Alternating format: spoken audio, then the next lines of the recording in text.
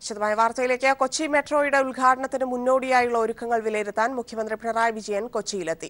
പാലാരിവട്ടം മുതൽ ആലുവ വരെ മെട്രോ ട്രെയിനിൽ യാത്ര ചെയ്ത് ക്രമീകരണങ്ങൾ മുഖ്യമന്ത്രി വിലയിരുത്തി. ഇതിനിടെ ഇന്ന് നടത്താനിരുന്ന മെട്രോ സോളാർ പദ്ധതിയുടെ ഉദ്ഘാടനം മാറ്റിവെച്ചു. ചടങ്ങിന് പ്രതിപക്ഷ എംഎൽഎമാരെ ക്ഷണിച്ചില്ലെന്ന പരാതി ശ്രദ്ധയിൽപ്പെട്ടതിനെ തുടർന്ന് മുഖ്യമന്ത്രി ചടങ്ങിൽ നിന്ന് പിന്മാറുകയായിരുന്നു. കൊച്ചി മെട്രോ ഉദ്ഘാടനത്തിന് 14 ദിവസങ്ങൾ മാത്രം ശേഷിക്കെയാണ് ഒരുക്കങ്ങൾ വിലയിരുത്താൻ മുഖ്യമന്ത്രി കൊച്ചിയിലെത്തിയത്. മെട്രോ സ്റ്റേഷനുകളിലെയും ട്രെയിനിലെയും സജ്ജീകരണങ്ങളും സൗകര്യങ്ങളും മുഖ്യമന്ത്രി നേരിട്ട് പരിശോധിച്ചു.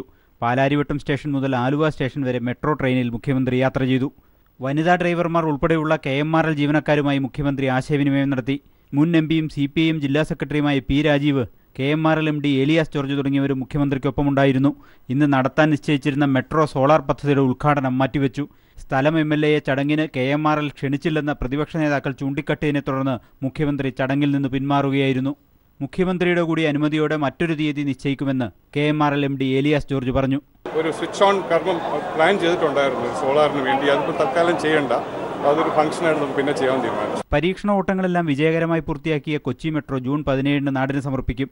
പ്രധാനമന്ത്രി കൂടി പങ്കെടുക്കുന്ന ചടങ്ങ് അവിസ്മരണീയമാക്കാനുള്ള ഒരുക്കത്തിലാണ് സംസ്ഥാന സർക്കാരും KMRLും. News bureau, Kochi. സംസ്ഥാനത്തെ ഒരു വിഭാഗം മദ്യശാലകൾ തുറക്കാനുള്ള ഹൈക്കോടതി ഉത്തരവിനെതിരെ സുപ്രീംകോടതിയെ സമീപിക്കാൻ KCBC തീരുമാനം. മദ്യശാലകൾക്ക് അനുമതി നൽകുന്നതിന് തദ്ദേശ സ്ഥാപനങ്ങളുടെ NOC വേണമെന്ന വ്യവസ്ഥ എടുത്തുകളഞ്ഞതിനെയും കോടതിയിൽ ചോദ്യം ചെയ്യും. കഴിഞ്ഞ ദിവസം ഇതേ ആവശ്യമുന്നയിച്ച് ഗവർണറെയും മുഖ്യമന്ത്രിയെയും സഭ കണ്ടിരുന്നു. അനുകൂല തീരുമാനമുണ്ടാകാത്ത സാഹചര്യത്തിലാണ് സുപ്രീംകോടതിയെ സമീപിക്കാൻ KCBCയുടെ തീരുമാനം.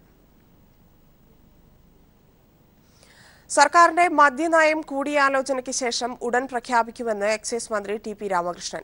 KCBC സുപ്രീംകോടതിയെ സമീപിക്കുന്നതിൽ ആശങ്കയില്ലെന്നും അവർക്കതിനുള്ള അവകാശമുണ്ടെന്നും TP രാമകൃഷ്ണൻ വ്യക്തമാക്കി. കേരളത്തെ പാകിസ്ഥാനോട് ഉപമിച്ച ടൈംസ് നൗ ചാനലിനെതിരെ പ്രതിഷേധം ശക്തം. അക്ഷരപിശകാണെന്ന് പറഞ്ഞ് തലയൂരാനാണ് ചാനലിന്റെ ഇപ്പോഴത്തെ ശ്രമം. BJP President Amit Shah, who has arrived at the airport in Kochi. BJP ദേശീയ അധ്യക്ഷൻ അമിത് ഷായുടെ കേരള സന്ദർശനവുമായി ബന്ധപ്പെട്ടുള്ള വാർത്തയിലായിരുന്നു ചാനലിന്റെ വിവാദ പരാമർശം. ബീഫ് വിഷയവുമായി ബന്ധപ്പെട്ട് സമരം നടക്കുമ്പോൾ ഇടിമുഴങ്ങുന്ന പാകിസ്ഥാന് സമാനമായ കേരളത്തിലേക്ക് അമിത് ഷാ എത്തുന്നു എന്നായിരുന്നു ചാനലിന്റെ പ്രസ്താവന. പരാമർശത്തിനെതിരെ ട്വിറ്റർ ഉൾപ്പെടെയുള്ള സാമൂഹ്യ മാധ്യമങ്ങളിൽ വലിയ തോതിലുള്ള പ്രതിഷേധമുയർന്നതോടെ ക്ഷമാപണവുമായി ചാനൽ രംഗത്തെത്തി. കേരളം എന്നെഴുതേണ്ടിടത്ത് ടൈപ്പ് ചെയ്തപ്പോൾ പാകിസ്ഥാൻ എന്നായിപ്പോയി എന്ന ദുർബലമായ വാദമാണ് ചാനൽ മുന്നോട്ട് വച്ചത്. ബീഫ് നിരോധന വിഷയത്തിൽ ദേശവ്യാപക പ്രക്ഷോഭത്തിന് നേതൃത്വം കൊടുത്തത് കേരളമാണ്. യോജിച്ചിട്ടുള്ള പ്രക്ഷോഭം ആവശ്യപ്പെട്ട് മുഖ്യമന്ത്രി പിണറായി വിജയൻ മറ്റ് സംസ്ഥാനങ്ങളിലെ മുഖ്യമന്ത്രിമാർക്ക് കത്തയക്കുകയും ചെയ്തിരുന്നു. BJPയും സംഘപരിവാർ സംഘടനകളും കേരളത്തിനെതിരെയും പ്രത്യേകിച്ച് ഇടതുപക്ഷത്തിനെതിരെയും അക്രമങ്ങൾ അഴിച്ചുവിട്ട സാഹചര്യത്തിൽ ടൈംസ് നൗ പാകിസ്ഥാൻ പരാമർശവുമായി എത്തിയത് സംശയത്തിന് ഇടവരുത്തിയിരിക്കുകയാണ്. News desk. RSS പരിപാടിയിൽ പങ്കെടുത്ത ഇരിങ്ങാലക്കുട MLA KU അരുണനെതിരെ അച്ചടക്ക നടപടി സ്വീകരിക്കുമെന്ന് CPIM തൃശൂർ ജില്ലാ സെക്രട്ടറി K. രാധാകൃഷ്ണൻ. RSSനെതിരെ വിട്ടുവീഴ്ചയില്ലാത്ത നിലപാട് സ്വീകരിക്കുന്നതിനിടെ തെറ്റിദ്ധരിച്ചാണെങ്കിലും പരിപാടിയിൽ പങ്കെടുത്തത് തെറ്റായ നടപടിയാണെന്നും പരസ്യശാസന വേണമെന്നും ഇരിങ്ങാലക്കുട ഏരിയ കമ്മിറ്റി ആവശ്യപ്പെട്ടിരുന്നു. ഈ നിർദ്ദേശം ജില്ലാ നേതൃത്വം പരിശോധിച്ച് നടപ്പിലാക്കാൻ തീരുമാനിക്കുകയായിരുന്നുവെന്നും K. രാധാകൃഷ്ണൻ വ്യക്തമാക്കി.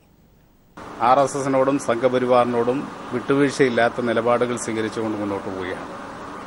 അത്തരമൊരു സന്ദർഭത്തിലാണ് പാർട്ടിക്ക് ദോഷകരമായി എത്തിയിരുന്ന രീതിയിൽ RSS സംഘടിപ്പിച്ച പരിപാടിയിൽ തെറ്റിദ്ധരിച്ചുകൊണ്ടാണെങ്കിൽ പോലും പങ്കെടുത്തത് തെറ്റായ സമീപനമാണ് എന്ന് ഇരിഞ്ഞാലക്കുട പാർട്ടി ഏരിയ കമ്മിറ്റി ചർച്ച ചെയ്ത് കണ്ടെത്തുകയും ചെയ്തു. അരുൺ മാഷെ പരസ്യമായി RSSന്റെ പരിപാടിയിൽ പങ്കെടുത്തതിന് പരസ്യമായി ശാസിക്കാൻ വേണ്ടി തീരുമാനിച്ചിരിക്കുകയാണ്. ആ തീരുമാനം അറിയിക്കുക. നിയന്ത്രണ രേഖയിൽ 6 പാകിസ്ഥാൻ സൈനികരെ ഇന്ത്യ കൊലപ്പെടുത്തിയതിന് പിന്നാലെ പാക് പ്രകോപനം ശക്തമായി. പൂഞ്ചിലും അനന്ത്നാഗിലും പാകിസ്ഥാൻ വെടിനിർത്തൽ കരാർ ലംഘനം നടത്തി. ഇതിനിടയിൽ കൃഷ്ണഘാട്ടി സെക്ടറിൽ സൈനിക വാഹന വ്യൂഹത്തിന് നേരെ ഭീകരർ നടത്തിയ ആക്രമണത്തിൽ 2 സൈനികർ കൊല്ലപ്പെട്ടു. അതേസമയം വിഘടനവാദി നേതാക്കളുടെ വസതികളിൽ NIA നടത്തിയ പരിശോധനയിൽ 1.5 കോടി രൂപ പിടിച്ചെടുത്തു. നിയന്ത്രണ രേഖയിലെ ബിംബർ മേഖലയിൽ ഇന്ത്യ നടത്തിയ തിരിച്ചടിയിൽ 6 പാകിസ്ഥാൻ സൈനികരെ കൊലപ്പെടുത്തിയതിന് പിന്നാലെയാണ് പാക് പ്രകോപനം ശക്തമായത്. രാവിലെ പൂഞ്ച് സെക്ടറിൽ ഇന്ത്യൻ സൈനിക പോസ്റ്റുകൾക്ക് നേരെ പാകിസ്ഥാൻ വെടിയുതിർത്തു. ഇതിന് പിന്നാലെ ജമ്മു കാശ്മീരിലെ അനന്ത്നാഗിൽ ഇന്ത്യൻ സൈനിക വാഹനവ്യൂഹത്തിന് നേരെ ഭീകരർ ആക്രമണം നടത്തി. ആക്രമണത്തിൽ 2 ഇന്ത്യൻ സൈനികർ വീരമൃത്യു വരിച്ചു. AK-47 തോക്കുകൾ ഉപയോഗിച്ച് സൈന്യത്തിന് നേരെ പ്രകോപനം കൂടാതെ ഭീകരർ വെടിവയ്പ് നടത്തുകയായിരുന്നു. സൈന്യം പ്രത്യാക്രമണം നടത്തിയതോടെ ഭീകരർ രക്ഷപ്പെട്ടു. പരിക്കേറ്റവരെ ശ്രീനഗറിലെ സൈനിക ആശുപത്രിയിലേക്ക് മാറ്റിയതായി സൈന്യം അറിയിച്ചു. അതേസമയം പൂഞ്ച് സെക്ടറിൽ ഇന്ത്യൻ സൈന്യം നടത്തിയ തിരിച്ചടിയിൽ ഒരു പാകിസ്ഥാൻ സൈനികൻ കൊല്ലപ്പെട്ടു. ആക്രമണത്തിന് പിന്നാലെ സൈന്യവും പോലീസും ചേർന്ന് ഭീകരർക്ക് വേണ്ടി തെരച്ചിൽ ശക്തമാക്കി. ലഷ്കർ ഇ തൈബയോ ഹിസ്ബുൾ മുജാഹിദിനോ ആകാം ആക്രമണത്തിന് പിന്നിലെന്ന് സൈന്യം അറിയിച്ചു. ഈ ഭീകര സംഘടനകൾക്ക് ശക്തമായ സാന്നിധ്യമുള്ള തെക്കൻ കാശ്മീരിലായിരുന്നു ആക്രമണം അരങ്ങേറിയത്. അതേസമയം കാശ്മീരിൽ സംഘർഷം സൃഷ്ടിക്കാൻ പാകിസ്ഥാനിൽ നിന്ന് വിഘടനവാദി നേതാക്കൾക്ക് പണം ലഭിച്ചിട്ടുണ്ടെന്ന സൂചനയിൽ NIA വിഘടനവാദി നേതാക്കളുടെ വസതികളിൽ റെയ്ഡ് നടത്തി. ദില്ലിയിലും കാശ്മീരിലുമായി നടത്തിയ റെയ്ഡിൽ 1.5 കോടി രൂപയോളം കണ്ടെത്തി. ഇതിനിടയിൽ ഇന്ത്യൻ സൈന്യം കഴിഞ്ഞ സെപ്റ്റംബറിൽ നടത്തിയ മിന്നലാക്രമണത്തിന് ശേഷം അതിർത്തി കടന്നുള്ള നുഴഞ്ഞുകയറ്റം കഴിഞ്ഞ 6 മാസത്തെ അപേക്ഷിച്ച് 45% കുറഞ്ഞെന്ന് കേന്ദ്ര ആഭ്യന്തരമന്ത്രി രാജ്നാഥ് സിംഗ് വ്യക്തമാക്കി. News bureau, Delhi. മാണിയെ NDAയിലെത്തിക്കണമെന്ന സൂചന നൽകി BJP ദേശീയ അധ്യക്ഷൻ അമിത്ഷാ. ഇടതു വലതു മുന്നണികളോട് അകലം പാലിക്കുന്നവരെ കൂടെ കൂട്ടണമെന്നും അമിത്ഷാ പറഞ്ഞു. അവസരങ്ങൾ ലഭിക്കുമ്പോൾ നിസ്സംഗത പാലിക്കുന്നതാണ് കേരളത്തിൽ പാർട്ടി വളരാത്തതിനു പിന്നിലെന്നും കോർ കമ്മിറ്റിയിൽ കേരള നേതാക്കൾക്ക് അമിത്ഷായുടെ ശകാരം. 2019 ലോക്സഭാ തെരഞ്ഞെടുപ്പിന്റെ മുന്നൊരുക്കങ്ങൾ ആലോചിക്കുന്നതിന് വേണ്ടിയാണ് BJP അധ്യക്ഷൻ അമിത്ഷാ കേരളത്തിലെത്തിയത്. സംസ്ഥാന നേതൃയോഗത്തിൽ പങ്കെടുത്ത അമിത്ഷാ യോഗത്തിലുടനീളം കേരള നേതൃത്വത്തെ കുറ്റപ്പെടുത്തുകയായിരുന്നു. അവസരങ്ങൾ മുതലാക്കുന്നതിലെ നിസ്സംഗതയാണ് കേരളത്തിൽ BJP വളരാത്തതിന് കാരണമെന്ന് അമിത്ഷാ പറഞ്ഞു. മാർഗത്തേക്കാൾ ലക്ഷ്യത്തിനാണ് പ്രാധാന്യം കൊടുക്കേണ്ടതെന്നും ഏതു മാർഗം ഉപയോഗിച്ചും സീറ്റുകൾ നേടുകയാണ് വേണ്ടതെന്നും കൂട്ടിച്ചേർത്തു. KM മാണിയെ NDA മുന്നണിയിൽ എടുക്കുന്നതിന്റെ സാധ്യതകളും അമിത്ഷാ ആലോചിക്കുന്നുണ്ട്. ഇടതു വലത് മുന്നണികളിൽ നിന്നും തുല്യ അകലം പാലിക്കുന്ന കക്ഷികളെ കൂടെ കൂട്ടണമെന്ന് KM മാണിയുടെ പേരെടുത്തു പറയാതെ അമിത്ഷാ യോഗത്തെ അറിയിച്ചു. RSS നേതൃനിരയിലെ പ്രധാനികളുമായും അമിത്ഷാ ഇന്ന് കൂടിക്കാഴ്ച നടത്തുന്നുണ്ട്. ഒപ്പം സമൂഹത്തിലെ ചില പ്രശസ്ത വ്യക്തികളെ ഇന്ന് വൈകുന്നേരം കൂടിക്കാഴ്ചയ്ക്കായി അമിത്ഷാ ക്ഷണിച്ചിട്ടുമുണ്ട്. എന്നാൽ ഇതിൽ ആരൊക്കെ പങ്കെടുക്കുമെന്ന കാര്യം ഇപ്പോൾ വ്യക്തമല്ല. ഇന്ന് രാവിലെ തിരുവനന്തപുരം വിമാനത്താവളത്തിൽ വന്നിറങ്ങിയ BJP അധ്യക്ഷനെ പാർട്ടി പ്രവർത്തകർ സ്വീകരിച്ചു. തുടർന്ന് വെള്ളയമ്പലത്തെ അയ്യങ്കാളി പ്രതിമയിൽ പുഷ്പാർച്ചന നടത്തിയ ശേഷമാണ് നേതൃയോഗം ആരംഭിച്ചത്. News bureau, Thiruvananthapuram. വാർത്തകളിലേക്ക്. BJPയോടുള്ള അതൃപ്തി പ്രകടിപ്പിച്ച് വെള്ളാപ്പള്ളി നടേശൻ. കൂടുതലൊന്നും പറയാനില്ലാത്തതുകൊണ്ടാണ് അമിത്ഷായെ കാണാൻ പോകാത്തതെന്ന് വെള്ളാപ്പള്ളി നടേശൻ പറഞ്ഞു. അമിത്ഷാ ഉൾപ്പെടെയുള്ള നേതാക്കന്മാരും സെൻട്രലിലുള്ള നേതാക്കന്മാരും കേരള ഘടകത്തോടും പറയുന്നുണ്ട്. പക്ഷേ അവരെക്കാളും സെൻട്രൽ നേതാക്കന്മാരേക്കാൾ കൂടുതൽ ഉത്തരവാദിത്വം ഈ വലിയ നേതാക്കന്മാരേക്കുന്ന പല കാര്യങ്ങളും മറന്നുപോയെങ്കിൽ തന്നെയും അത് ഓർമ്മപ്പെടുത്തി മേടിച്ചു തരാനുള്ള ആർജവം കാണിക്കേണ്ടത് കേരള ഘടകത്തിലെ BJPക്കാരായിരുന്നു. അവരും വേണ്ടത്ര താല്പര്യമെടുത്തതായിട്ട് തോന്നുന്നില്ല. അങ്ങനെ താല്പര്യം എടുത്തിരുന്നു എങ്കിൽ ഇത് പണ്ടേ സെൻട്രൽ യൂണിവേഴ്സിറ്റിക്ക് ശ്രീനാരായണ ഗുരുവിൻ്റെ പേരിടുമായിരുന്നു. വിഴിഞ്ഞം പദ്ധതിയുടെ പ്രതിസന്ധികൾ ഇനിയും തീർന്നിട്ടില്ലെന്ന് മുൻ മുഖ്യമന്ത്രി ഉമ്മൻചാണ്ടി. 25 വർഷമായി പദ്ധതിയെ തകർക്കാനും തളർത്താനും ശ്രമിച്ചവർ ഇപ്പോഴും ഒളിഞ്ഞും തെളിഞ്ഞും രംഗത്തുണ്ട്. CAGയിൽ നുഴഞ്ഞുകയറാൻ അവർക്ക് സാധിക്കുന്നുണ്ടെന്നും ഉമ്മൻചാണ്ടി കുറ്റപ്പെടുത്തുന്നു. നടപടിക്രമങ്ങൾ പൂർണ്ണമായും പാലിച്ച് സുതാര്യതയോടെയാണ് താൻ കാര്യങ്ങൾ ചെയ്തിട്ടുള്ളത്. എന്നിട്ടും CAG റിപ്പോർട്ടിൽ ഇത് സംബന്ധിച്ച് പിശകുകൾ കടന്നുകൂടി. പദ്ധതിക്ക് പരസ്യമായി തുരങ്കം വയ്ക്കാൻ ശ്രമിച്ചയാൾ CAGയുടെ പരിശോധനാ സമിതിയിൽ കടന്നുകൂടിയതിൽ ദുരൂഹതയുണ്ടെന്നും ഉമ്മൻചാണ്ടി ലേഖനത്തിൽ കുറ്റപ്പെടുത്തി.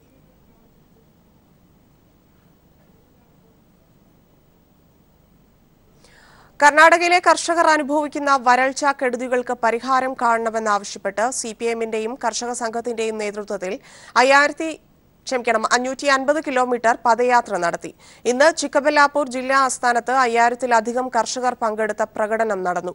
വരൾച്ച കൊണ്ട് ജീവിതമാർഗം നഷ്ടമായ കർഷകർക്ക് ഏക്കറിന് 25,000 രൂപ നഷ്ടപരിഹാരം നൽകണമെന്ന് നിവേദനം ജില്ലാ കളക്ടർക്ക് കൈമാറി. സമാപന യോഗം CPM പോളിറ്റ് ബ്യൂറോ അംഗം MA ബേബി ഉദ്ഘാടനം ചെയ്തു. സംസ്ഥാന സെക്രട്ടറി ശ്രീറാം റെഡ്ഡി, സെക്രട്ടേറിയറ്റ് അംഗങ്ങളായ മുനിവെക്കിടപ്പ, ഉമേഷ് തുടങ്ങിയവർ പങ്കെടുത്തു. അസമിൽ വ്യോമസേന വിമാനം തകർന്ന് മരിച്ച പൈലറ്റ് അച്യുദേവിന്റെ മൃതദേഹം കോഴിക്കോട്ടെ വീട്ടുവളപ്പിൽ സംസ്കരിച്ചു.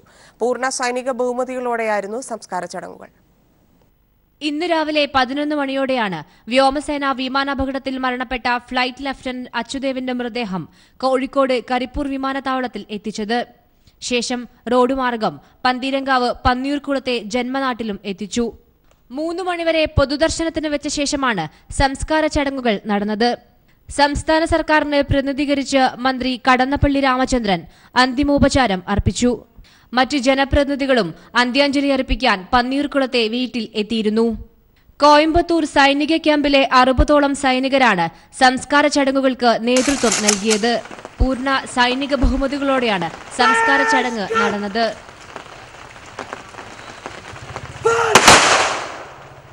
മെയ് 23-നാണ് അച്യുതേവ് സഞ്ചരിച്ചിരുന്ന സുഖോയ് 30 യുദ്ധവിമാനം അരുണാചൽ പ്രദേശ് ചൈന അതിർത്തിയിൽ തകർന്നു വീണത്. സഹ പൈലറ്റായ ഉത്തർപ്രദേശ് സ്വദേശിയും സംഭവത്തിൽ മരണപ്പെട്ടിരുന്നു. News bureau, Kozhikode. സംസ്ഥാനത്തെ ചന്തകളിലേക്ക് അയൽ സംസ്ഥാനങ്ങളിൽ നിന്നുള്ള കന്നുകാലി വരവ് കുറഞ്ഞു. കന്നുകാലികളുമായി വന്ന 45-ലേറെ ലോറികൾ തമിഴ്നാട് കർണാടക അതിർത്തികളിൽ മടക്കി അയച്ചു. പാലക്കാട്ടെ 7-ഉം മലപ്പുറത്തെ 5-ഉം ചന്തകളിൽ ഇന്നലെ കന്നുകാലി ലോഡ് എത്താതിരുന്നതോടെ വിപണി പ്രതിസന്ധിയിലായി. സംസ്ഥാനത്തേക്ക് അറവിനാവശ്യമായതിന്റെ 2% മാത്രമാണ് ആഭ്യന്തരോൽപാദനം. ബാക്കി അയൽ സംസ്ഥാനങ്ങളിലെ കാലിച്ചന്തകളിൽ നിന്നെത്തുകയാണ് പതിവ്. ഇതാണ് ഗണ്യമായി കുറഞ്ഞത്. കേന്ദ്ര സർക്കാർ കാലിക്കടത്ത് നിരോധിച്ച പശ്ചാത്തലത്തിൽ സംഘപരിവാർ സംഘടനകൾ കന്നുകാലികളുമായി വരുന്ന ലോറികൾ തടഞ്ഞ് മടക്കി അയച്ചതോടെ പ്രതിസന്ധി രൂക്ഷമായി. പാലക്കാട് ജില്ലയിലെ 7 ചന്തകളിലും മലപ്പുറത്തെ 5 ചന്തകളിലും കഴിഞ്ഞ ദിവസം ഒരു ലോഡ് പോലും കന്നുകാലികൾ എത്തിയില്ല. വ്യാപാരികൾ സംസ്ഥാന സർക്കാരിന്റെ നടപടികൾ പ്രതീക്ഷയോടെ കാത്തിരിക്കുകയാണ്. കേരളത്തിലെ ഗവൺമെന്റ് ആ കാര്യത്തിൽ ഒരു വലിയ മുൻകൈ എടുത്തു എന്നുള്ളതാണ് സ്വാതന്ത്ര്യ തൊഴിലാളികളുടെ അഭിപ്രായം. ഞങ്ങൾക്ക് പല കാര്യങ്ങളിലും സർക്കാരുമായിട്ടുള്ള തർക്കങ്ങളുണ്ട്, അഭിപ്രായ വ്യത്യാസങ്ങളുണ്ട്, അതൊക്കെ മറ്റൊരു വിഷയം. പക്ഷേ ഈ കാര്യത്തിൽ ഇന്ത്യയിലെ ഇതര സംസ്ഥാനങ്ങളിലെ മുഖ്യമന്ത്രിമാരുമായി ബന്ധപ്പെട്ടും കേരളത്തിൽ തന്നെ ഒരു നിയമസഭാ സമ്മേളനം നടത്തിയും അത് കേരളത്തിലൊരു പൊതുവികാരം ഇതിനെതിരായി വളർത്തിക്കൊണ്ടുവരുന്നതിലും അതിനെ നിയമപരമായി തടയുന്നതിലുമൊക്കെ തന്നെ കേരള സർക്കാർ സ്വീകരിച്ചു വരുന്ന എല്ലാ നടപടികൾക്കും സ്വാതന്ത്ര്യ തൊഴിലാളി യൂണിയന്റെ അകമഴിഞ്ഞ പിന്തുണയുണ്ടാകും എന്നുകൂടി ഈ റംസാൻ വിപണി സജീവമായിരിക്കെ അറവിനുള്ള കാലികളുടെ ലഭ്യത നിലച്ചത് കച്ചവടം പ്രതിസന്ധിയിലാക്കി. ഈ സ്ഥിതി തുടർന്നാൽ വരും ദിവസങ്ങളിൽ മാട്ടിറച്ചി ലഭ്യമല്ലാതാവുമെന്നാണ് കണക്കുകൂട്ടുന്നത്. News bureau, Malappuram. വാർത്തകളിലേക്ക്. സ്ത്രീകൾക്ക് സന്ദർശനാനുമതി നൽകി രാജ്യാന്തര ശ്രദ്ധയാകർഷിച്ച മുസ്ലിം ദേവാലയമാണ് കോട്ടയം താഴത്തങ്ങാടി ജുമാ മസ്ജിദ്. സ്ത്രീകളുടെ ആരാധനാലയ പ്രവേശനം സജീവ ചർച്ചയാകുന്ന കാലഘട്ടത്തിലാണ് പുരോഗമനപരമായ തീരുമാനമുണ്ടായത്. മതസൗഹാർദ്ദത്തിന്റെ പ്രതീകമായ ഈ പള്ളിയിൽ ഇതര മതവിശ്വാസികൾക്കും പ്രവേശനം അനുവദിച്ചിരുന്നു എന്നതും ശ്രദ്ധേയമാണ്. കേരളത്തിലെ പുരാതന മുസ്ലിം ദേവാലയങ്ങളിലൊന്നാണ് താഴത്തങ്ങാടി ജുമാ മസ്ജിദ്. 8-ാം നൂറ്റാണ്ടിൽ അറേബ്യയിൽ നിന്നെത്തിയ മാലിക് ബിൻ ദിനാറാണ് ഈ പള്ളിയുടെ സ്ഥാപകൻ.